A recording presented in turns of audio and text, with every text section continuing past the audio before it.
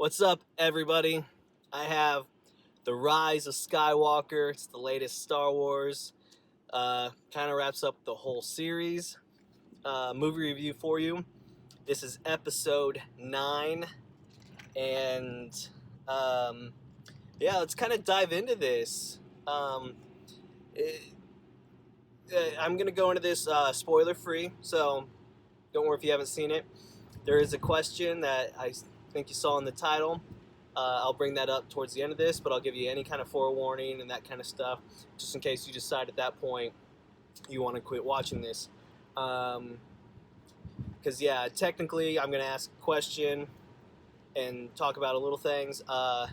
Technically, it's a tiny spoiler. It's nothing that's going to, ruin anything and that kind of stuff. It's just a huge observation that I found out watching the movie, and I'm just trying to bring some awareness to some things. So, anyways, here we go. The Rise of Skywalker. I'm going to call it Episode 9, just that way it's not getting confusing with anything. With all these Star Wars, there's 9 of them. In this sequence, we're not talking about the off movies like Solo and Rogue One and things like that. So there's 9 Star Wars movies, and this was Episode 9. This kind of wraps up not only like the 3 latest trilogy, but kind of everything as a whole. So for me, the last movie, The Last Jedi, Episode 8, man, what a train wreck that was. I don't know where you fell with that. I seriously feel like that was one of the worst Star Wars I've ever seen in my life. And so I actually went into this one feeling like I had to watch this because I've put in so much time. It's almost kind of like the Marvel movies. You've watched so many, even though you're not excited for the film, you had to go see it. But JJ came back, who was a big part of Episode 7 and didn't really have much hands in Episode 8. And so, he came back, directed it, helped with the screenplay, and just everything was kind of mentioned don't worry about the last one. We're going to do Star Wars again. And let me just say right off the bat, they did. I feel bad for people who worked on Episode 9 because I felt like not only did they have to wrap up, this saga of movies, but they also had to fix what the last movie did. And if you don't know, never mind, we don't need to talk about the last movies. It doesn't matter. We're reviewing Episode 9. So with me, I felt like with some of those things, I felt like this movie struggled a little bit just out of that aspect alone. We have to fix this, we have to wrap this up. The movie to me felt super rushed. Now, this is also me personally. If you're a diehard Star Wars fan, it's like, oh, grew up with these in the 70s and all this other kind of stuff. And I've watched all the Star Wars films. At the same time, I wish this trilogy was more of a standalone, because episodes 4, 5, 6 were, boom, the first things. It was game-changing, incredible, but they stood alone. And then you had episodes 1 through 3. Now, questionable, a lot of people don't like those films that much, but to me, they tied in, but they stood alone. Now, I feel like episodes 7, 8, 9 had never breathed on their own. It's like if you never saw 4, 5, and 6, would you really even get it, And a part of me feels a little bit let down with that. And I feel like this movie went way more in that direction of, not being standalone than any of the other ones. Because 7 and 8, I felt like, let's have some tie-ins and that kind of stuff, maybe bring people in, the old and new Star Wars fans and that kind of stuff. I feel like this one was like, screw the new, let's just, we know this formula works, let's just use it.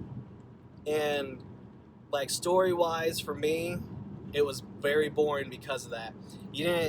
There was nothing new in this storyline. If you've seen all episode 8 up to this point, you aren't going to see anything new in this film that you haven't seen before. Story wise, I will say this is hands down the coolest looking film in all of Star Wars. I mean, it was incredible looking. The fights, everything else was a lot better. And don't worry, everybody with a laser gun, the stormtroopers, stormtroopers still did not go to, a gun range and practice their accuracy. That's still way off.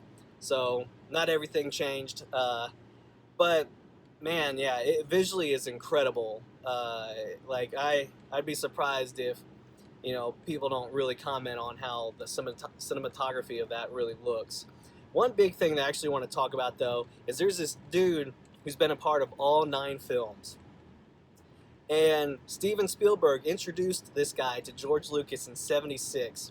And we are talking about John Williams. He did the music for all 9 episodes. And it was really cool because this was his, he's like, I'm done with Star Wars. This is it, and which is bittersweet. In fact, the last day of recording, somebody brought it up that it's like, wait, John, you've done 9 episodes of Star Wars, so he's got 9 pieces.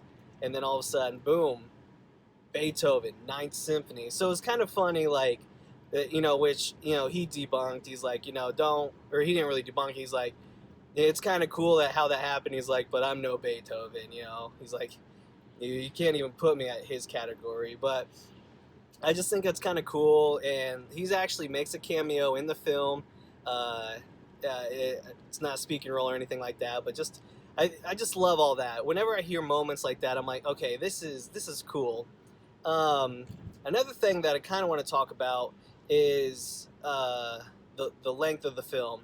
Now, this film, easily 2.5 hours, and what I will say is it is long, and it feels long, but like I did look at my time, I think twice, technically. But the problem is, whether it necessarily felt long, it was the aspect of, man, there was just so much happening. And, like, because even though it was long, it wasn't, there wasn't a lot of downtime. I mean, it was moving. Some people, like, might not like that because it's like, man, there was no breather. But for me, I enjoyed it. It was long. The problem with me with it being so long is because I felt like it was rushed. All these plot points, and like, this isn't going to ruin anything. You're going to see a dagger. It's pretty much, to me, the dumbest thing in the movie. One of them, for sure. Like, you're going to see it and be like, okay, it kind of makes sense. Everything was just rushed over, like, almost serves no purpose. There was no depth with a lot of things. And with a 2.5 hour movie, it's like, I kind of expect a little bit more depth into it, for sure. I mean, if this movie was like 90 minutes, it's like, okay, you could have made the movie longer, but a movie at this length already, it's hard to have that excuse.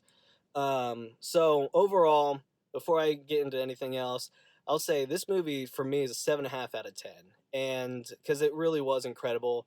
I think it was a good film to end on with this whole saga of like 9 episodes and everything.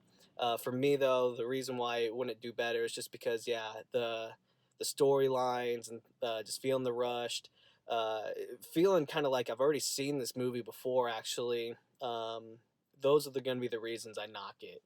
Now, with my title, this is technically a little bit of a spoiler, so if you haven't seen it yet and you don't want to hear about this, stop watching. It's not, like I said, this is kind of something that I noticed that I'm going to bring up. I don't really think it's a surprise definitely is not going to ruin anything in the movie outside of this one tiny little scene, maybe.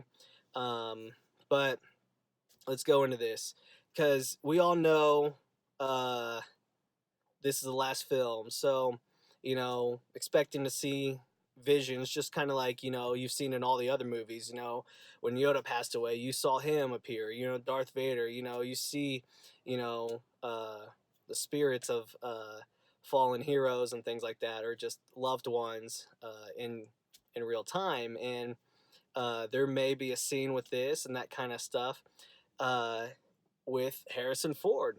Now, the thing that bugs me about this is, because there's other people in this film that aren't, credited and things like that.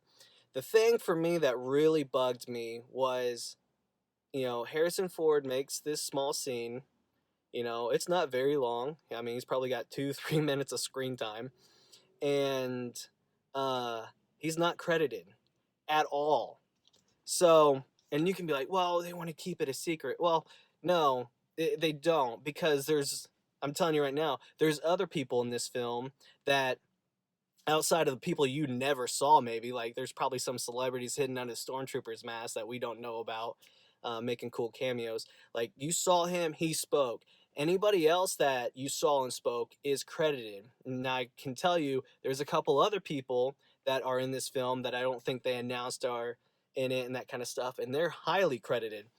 So, and when I'm saying credited, like, boom, movie's done, directed by J.J. Abrams, and then what they do is, instead of doing the scroll real quick of the cast, they start doing bam, actor, bam, you know, um, and the first one's a female. I just categorized everybody as actor. Sorry, actor, actresses. First one is an actress. Well, yeah, you've seen her in the trailers. First one's Carrie Fisher. But so it's just like bam, one, like that. It kind of goes through a ton of them, and then after that, it'll start doing the scroll of the cast. And man, so through all those individual ones and the scroll, Harrison Ford's never credited. This bugs me a little bit. Um, I don't know the full details. Maybe he asked not to be credited. I could see that. At the same time, I feel like if he didn't want to be credited, would he even really actually show up to film his scene? So I don't know. I actually was like a little bit sad for Harrison Ford, because I know, he's not really in love with the character anymore. It's been something happening from the 70s, and I get that. He kind of wants to move on and stuff. But he, love or hate it and that kind of stuff, he still spent the time to come be Han Solo, that we really loved his character and everything like that throughout all these years. And writing his name at the end of the film, I feel like could have been the better step, or taking the better step, being the better man or whatever it is. I don't know. That just really bugged me for some reason.